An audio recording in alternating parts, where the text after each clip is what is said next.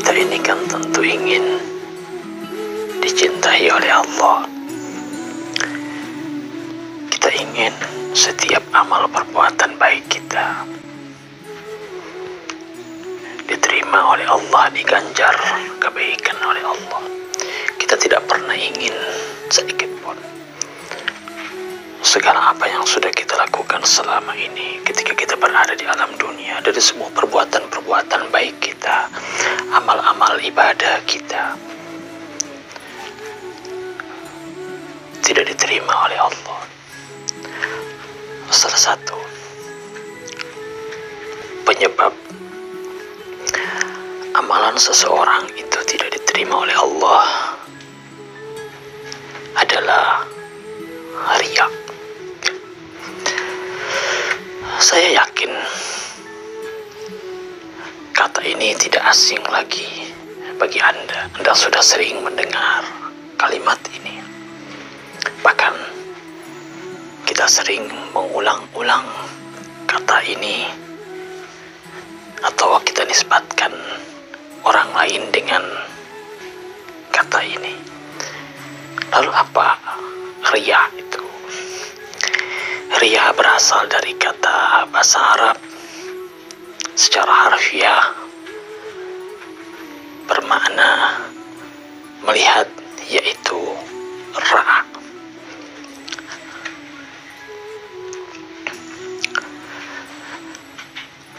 Riya artinya memperlihatkan tampilan baik kita kepada orang lain. Artinya kita mengatur, merekayasa, ya ini paling bagus nih, merekayasa, menampilkan sesuatu yang sebenarnya kita tidak punya hal tersebut, dan kita perlihatkan kebaikan diri kita kepada orang lain sehingga kita dianggap orang baik, sehingga kita dianggap bahwa kebaikan itu ada dalam diri kita. Misalnya kita ingin dikatakan sebagai orang yang khusyuk dalam sholat, ya. Lalu apa yang kita lakukan sehingga kalimat khusyuk tersebut melekat kepada kita, sehingga kalau orang melihat kita, orang lain mengatakan itu si itu orang yang khusyuk dalam salatnya, sehingga muncul rasa bangga dalam diri kita. Jadi yang kita lakukan, kalau kita di hadapan banyak orang, misalnya di masjid, kita memperlihatkan gaya sedemikian rupa seperti orang yang benar-benar sempurna dalam sholatnya, begitu fokus, konsentrasi. Pokoknya sikap yang menggambarkan bagaimana kita itu benar-benar fokus dalam sholat kita itu kita tampilkan. Misalnya tangan kita angkat tinggi-tinggi misalnya, kemudian dengan suara yang syahdu, yang lembut, kita ucapkan, kita baca kalimat demi kalimat.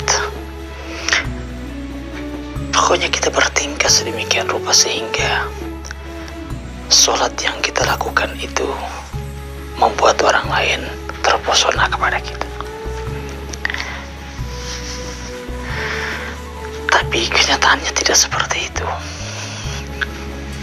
Ketika kita dalam keadaan sendiri, ketika kita sholat furada di rumah, nggak ada orang lain yang melihat, sholat kita tidak seperti itu. Kita begitu cepat dalam bacaan kita, gerakan-gerakan kita tidak teratur misalnya. Pokoknya kita tidak memperlihatkan sikap orang yang begitu mempedulikan ibadah sholat tersebut. Nah, inilah sikap riya tersebut. Artinya kepedulian terhadap sholat itu sebenarnya nggak ada dalam diri kita, tapi karena kita ingin dianggap baik oleh orang lain, kita menampilkan yang terbalik dari apa yang sebenarnya ada dalam diri kita. Atau misalnya kita ingin dipandang dermawan sama orang, tapi sebenarnya kita itu orang seke, kita itu orang bakhil, kikir, berat dalam mengeluarkan sesuatu. Tapi karena lagi ada di acara, lagi di majelis ta'lim, lagi banyak orang, lagi di masjid, kebetulan lagi diumumkan siapa yang ingin menyumbang, akhirnya kita juga ikut-ikutan menyumbang. Kita pasang tangan tinggi-tinggi lagi, kita perlihatkan nama orang, oh iya saya juga ikut menyumbang. Dan pada saat itu kita nyumbang gede, tapi dengan niat apa? Dengan niat supaya kita itu dianggap orang yang dermawan. Tapi hati kita berat untuk ngeluarin, kita sebenarnya nggak pingin. Sehingga kita ingin dikenal sebagai orang yang dermawan, orang yang mudah mengeluarkan sesuatu. Artinya riya di sini ada dualisme antara kenyataan dengan tampilan yang diperlihatkan. Realitasnya nggak seperti itu. Ya, apa yang ada di dalam hatinya tidak seperti itu, tapi dia tampilkan hal-hal yang baik kepada orang lain. Ini riya, mempertontonkan kebaikan dirinya kepada orang lain, tapi dengan niat.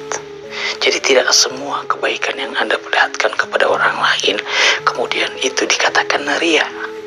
Ya, jadi ra'a memperlihatkan di sini tidak serta-merta ketika Anda itu memperlihatkan kebaikan Anda kemudian Anda itu disebut dengan riya, enggak. Tetapi karena riya ini berhubungan dengan ibadah, ya, berhubungan dengan perbuatan ibadah. Dan ibadah selalu identik dengan apa? Dengan niat, dilakukan karena Allah. Misalnya sholat, zakat, infak, bersedekah, haji, umroh. Ini kan kategori ibadah. Jadi kalau misalnya semua perbuatan-perbuatan ini Anda lakukan, ya, Anda kerjakan di depan orang, banyak orang melihat, pada saat itu tidak serta-merta Anda dikatakan sebagai orang yang riya. Riya tidak ada orang yang bisa tahu kecuali orang yang melakukan. Jadi tampilan luar yang dilihat oleh orang itu tidak kemudian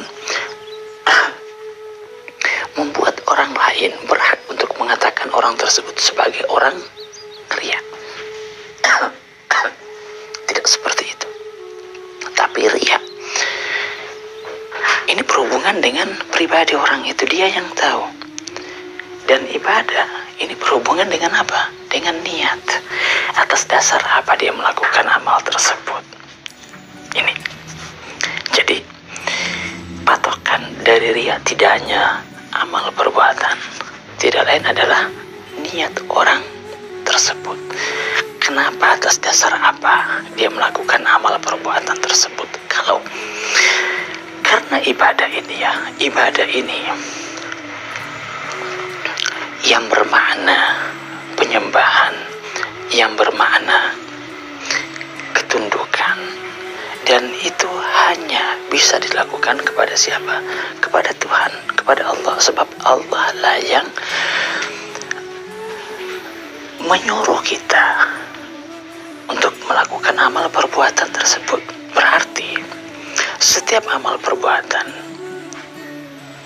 semua ibadah harus dilakukan karena Allah, nggak bisa karena orang lain, nggak bisa karena manusia.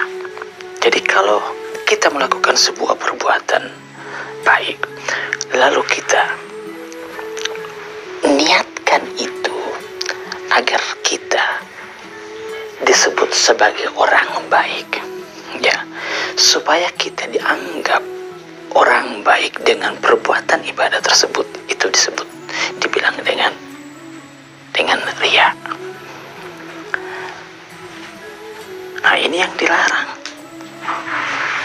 banyak orang-orang misalnya yang dikatakan di dalam Al-Quran yang melakukan satu perbuatan baik, tapi sebenarnya mereka tidak melakukan perbuatan baik itu karena Allah, tidak menyembah Tuhan mereka dalam perbuatan baik mereka, dalam ibadah mereka. Lalu apa yang mereka sembah? Al-Quran mengatakan bahwa yang mereka sembah itu tidak lain adalah diri mereka, jadi bukan Allah. Dan riya itu masuk dalam kategori menyembah diri. Kenapa? Karena dia begitu mengidolakan, begitu memuliakan dan mengistimewakan dirinya, karena dia ingin dikenal, karena dia ingin dipuji. Maka apa? Maka perbuatan-perbuatan baik ini dia jadikan sarana atau media agar orang lain itu memuji dirinya. Jadi perhatian dirinya tidak lain adalah dirinya sendiri. Nah, ini yang dikategorikan sebagai menyembah diri. Dan efeknya apa? Efeknya Anda akan melihat orang-orang yang menyembah dirinya, yang menganggap bahwa dirinya itu istimewa.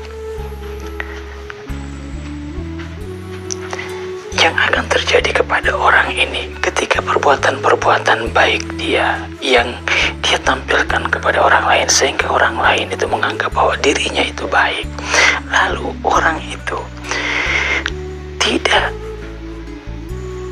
memuji dirinya, tidak menganggap bahwa dirinya itu baik sesuai dengan keinginan dirinya, maka yang akan muncul pada diri orang itu tidak lain adalah kekecewaan, rasa marah, itu pasti.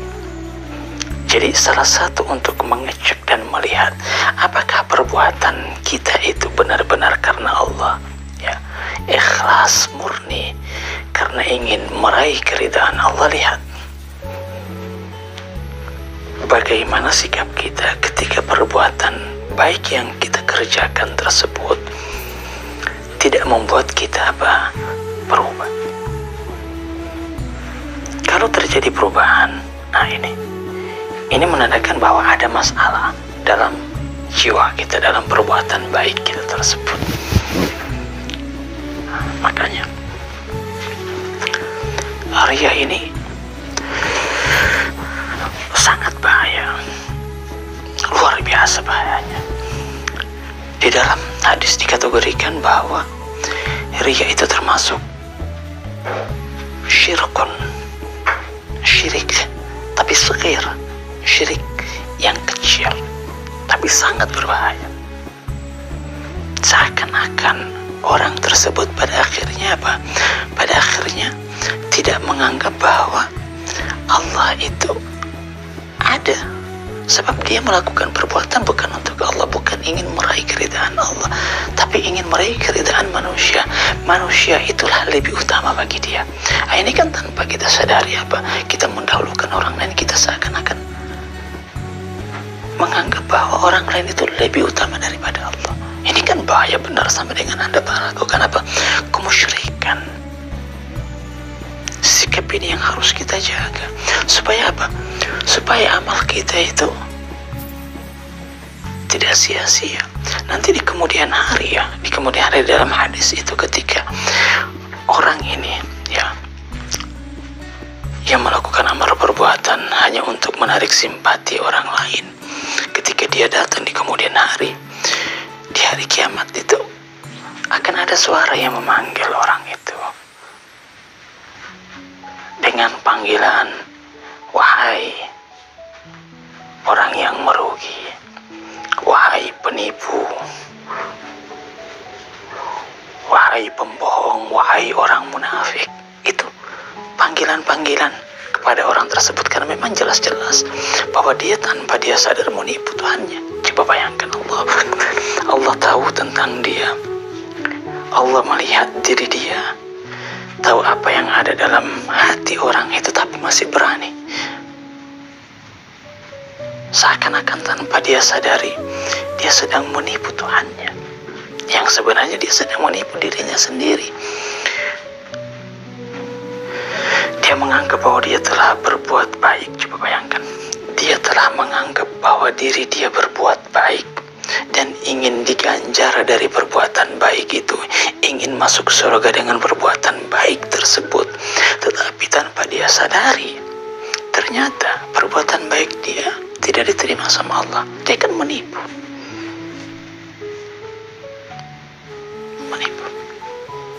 Para malaikat tahu, yang menulis kiramul katibin, para malaikat-malaikat yang mulia yang menulis setiap amal-amal perbuatan manusia itu tahu apa yang terlintas dalam pikiran kita, apa yang ada di dalam hati kita. Mereka tahu, mereka baca, tercium. Makanya ada di zaman Nabi sahabat yang bertanya, ya Rasulullah, dari mana para malaikat itu tahu apa yang terbetik di dalam hati kita? Dari mana mereka bisa membaca lintasan-lintasan pikiran? Rasulullah kemudian memisalkan bahwa kalau misalnya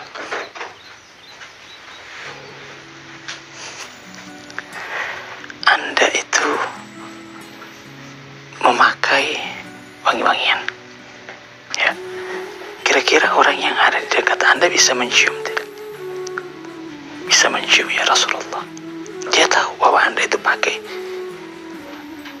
minyak wangi, walaupun dianya tidak melihat minyak wangi Anda, dia tidak melihat Anda itu memakai minyak wangi, tapi ketika Anda lewat di depannya, dia tahu bahwa Anda itu memakai minyak wangi. Begitu juga dengan perbuatan buruk. Ketika ada sesuatu hal yang buruk dalam diri Anda, misalnya najis, kotoran, bau busuk, ketika Anda lewat di depan orang itu bisa mencium bahwa Anda itu busuk.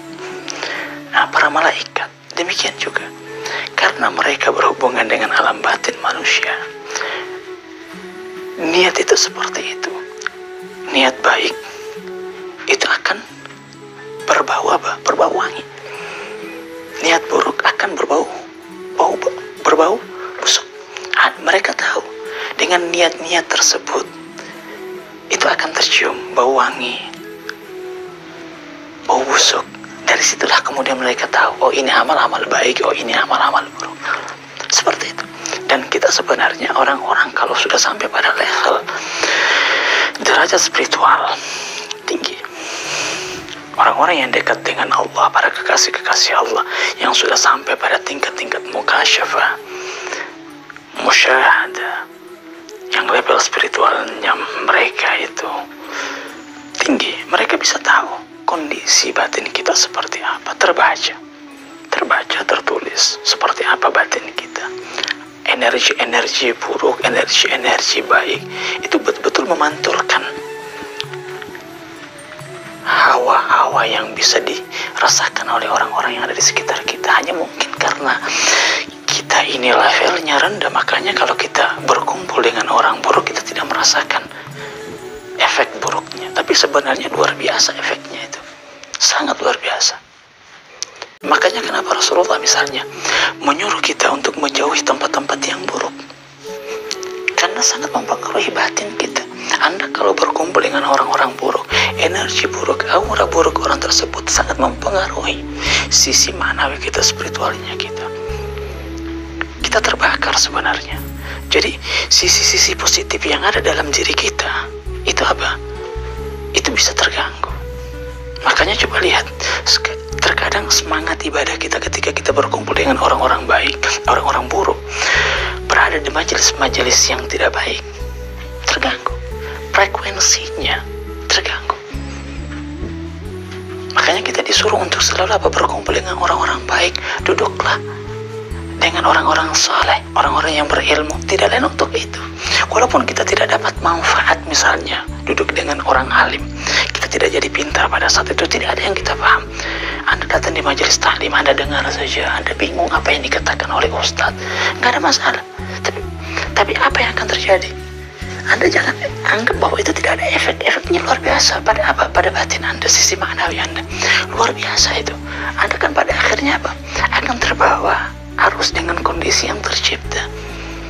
Sisi spiritual Anda akan berkembang. Anda kan pada akhirnya akan apa? Akan muncul semangat untuk ibadah. Ingin seperti apa yang dikatakan oleh Ustaz. Lingkungan itu menciptakan kondisi tersebut. Duduk saja, datang saja, nggak ada masalah. Datang di majelis-majelis zikir, datang di majelis-majelis munajat, walaupun Anda tidak paham apa yang dibaca, apa yang dilakukan. Tapi ingat, rahmat Allah itu begitu tercurah, pandangan Allah ada di sana. Makanya ketika Allah itu melihat diri kita, rahmatnya Allah itu menarik kita. Ada magnet, menarik kita, membuat kita pada akhirnya apa? Menjadi orang-orang yang dirahmati Allah. Ini, jadi jangan Anda anggap hal-hal yang bersifat batin yang tidak terlihat itu tidak mempengaruhi, saling mempengaruhi, sangat mempengaruhi. Ini sempat terjadi pada saat perang Tabuk. Rasulullah ketika dengan para sahabat pulang dari perang Tabuk melewati satu tempat, Rasulullah mengatakan kita harus cepat-cepat melewati tempat ini. Sebelum waktu maghrib kita sudah harus lepas dari tempat ini. Kita nggak sholat di sini. Kita harus melewati tempat ini dan sholat di tempat lain. Untuk waktu itu sudah apa? Sudah mendekati waktu maghrib. Rasulullah harus cepat kita tinggalkan tempat ini. Para sahabat nggak ada yang bertanya. Mereka bergerak cepat. Akhirnya masuk dilewati tempat ini. Ketika mereka masuk ke tempat lain, ya, keluar dari tempat itu, mereka bertanya, ya Rasulullah, kenapa? Kata Rasulullah bahwa di tempat itu, tempat yang kita lewati tadi, itu tidak adalah tempat Allah menghisap, menghukum kaum Tsamud. Maka kita harus jauhi tempat itu. Untuk apa? Kejadian itu udah lama, sudah puluhan tahun, ratusan tahun, ribuan tahun malah udah lewat. Tapi kenapa Rasulullah menyuruh kita untuk apa? Untuk tidak tinggal di tempat itu. Karena ada efek. Hanya kita tidak merasakan, kita tidak melihat hal tersebut. Karena kita ini kan hanya hidup di apa? Kita terpenjara dengan alam realita, alam lahiriah, alam zahir. Hanya ini yang betul-betul kita lihat, dan itu mempengaruhi pandangan kita, mempengaruhi sikap kita. Tapi sebenarnya ada sesuatu di luar dari itu yang bersifat batinnya dan betul-betul sangat mempengaruhi sikap kita. Ini. Nah, itu ria. Makanya harus kita jauhi sifat ini. Harus benar-benar kita jauhi. Harus dijauhi. Kalau tidak, rusak amal kita, rusak benar amal kita. Coba lihat di dalam surat Al-Ma'un, Allah kan mencela orang-orang yang sholat tapi apa? Yura'un. Sholat mereka bukan mereka kerjakan karena Allah. Allah kategorikan orang-orang itu orang-orang apa?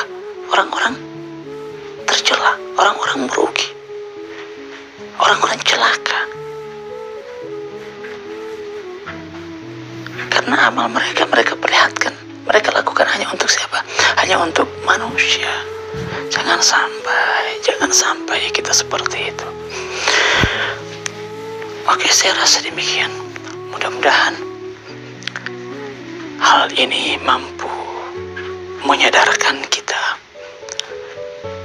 agar kita berhati-hati dalam setiap amal kita. Ini yang menghalangi kita, salah satu hal yang menghalangi kita, amal perbuatan kita dan amal perbuatan kita. Amal perbuatan kan saya udah sebutkan pada pertemuan sebelumnya. Amal perbuatan ini amalun saleh, kan berhubungan dengan apa? Kan berhubungan dengan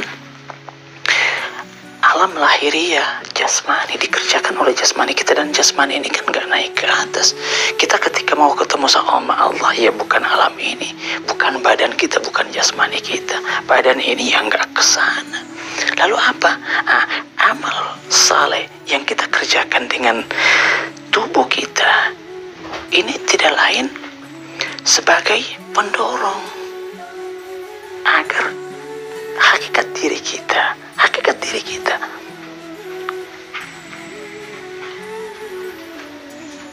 yang aku kita yang sebenarnya, aku hakiki kita sebagai ruh kita yang terpenjara, yang ada di dalam jasmani tersebut.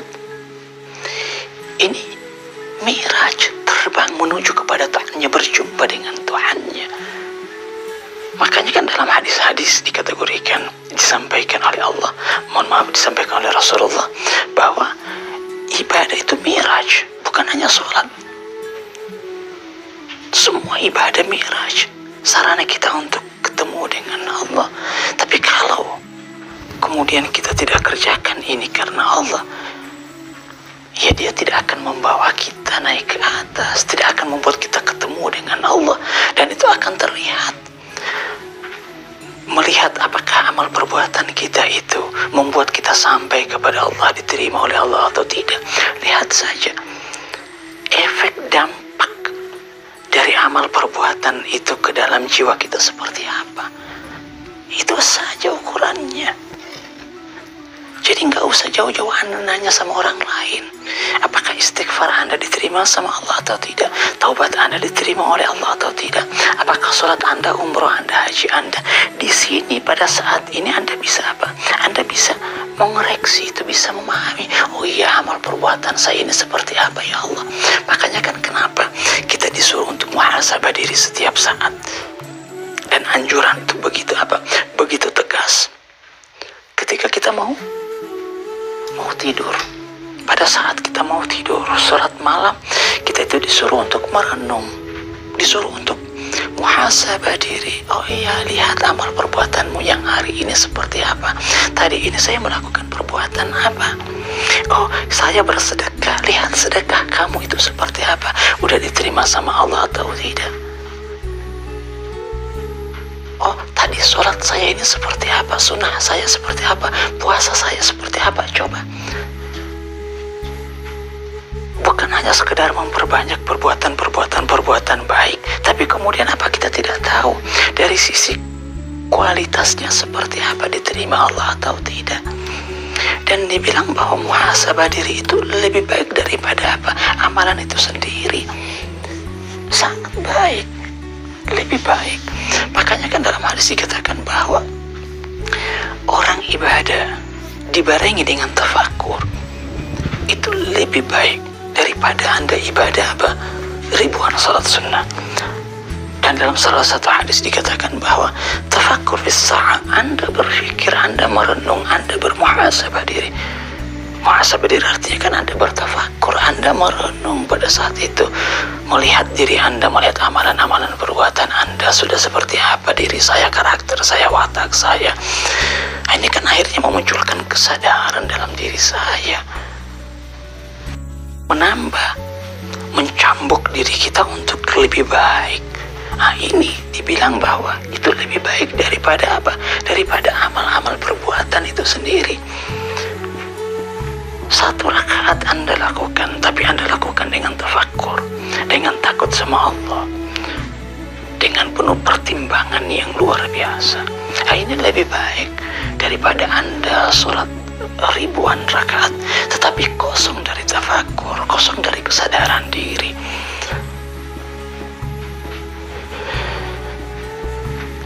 Ini yang harus benar-benar kita perhatikan. Kalau memang kita itu fokus pada penerimaan Tuhan, fokus pada ijabahnya Allah, maka pasti kita akan benar-benar memperhatikan setiap amal-amal perbuatan kita. Kita akan perhatikan. Makanya kan Anda melihat dalam dunia tasawuf, dalam kehidupan para sufi, mereka itu tidak buru-buru dalam berbuat. Mereka selalu melihat, melangkah perlahan, termanage. Kenapa? Karena mereka ingin melihat seperti apa langkah kaki mereka, seperti apa perbuatan mereka. Ini mereka lakukan karena Allah atau tidak. Mereka benar-benar membaca diri mereka. Mereka betul-betul memanage dan ingin memahami sejauh mana perbuatan baik mereka itu. Makanya Anda bisa melihat bahwa terkadang kita sepertinya melihat para wali-wali Allah, para kekasih Allah ya, perbuatan mereka, perbuatan-perbuatan baik mereka terkadang kok biasa-biasa saja, sedikit mungkin, sehingga kita menganggap bahwa mereka ini bukan wali Allah, mereka ini bukan kekasih Allah. Tapi coba kalau kita lihat orang-orang lain yang luar biasa sholatnya, bahkan kita melihat para wali Allah kok tanda sujudnya aja nggak ada gitu. Tapi kita melihat orang lain luar biasa. Kenapa? Walaupun ini pada akhirnya lahirnya nggak bisa dijadikan dasar ya, tapi pada akhirnya kenapa itu bisa terjadi? Karena pada hakikatnya mereka itu benar-benar memperhatikan amal perbuatan mereka ini dikerjakan karena Allah atau tidak. Itu dulu yang mereka pertimbangkan. Karena ketika dilakukan bukan karena Allah, bahaya Anda, bukan pahala yang Anda dapatkan, bukan keridhaan Allah, tetapi yang Anda dapatkan murka Allah. Murka. Bukan sekedar Anda itu tidak mendapatkan pahala, enggak. Kalau misalnya kita melakukan satu perbuatan baik ya, tapi kemudian kita tidak kerjakan itu sesuai dengan keinginan Allah, kalau tidak dianggap sama Allah, oke, masih untung kita. Tapi kalau kemudian itu dihitung oleh Allah sebuah perbuatan dosa dan Allah murka dengan itu, ini betul-betul membuat kita celaka.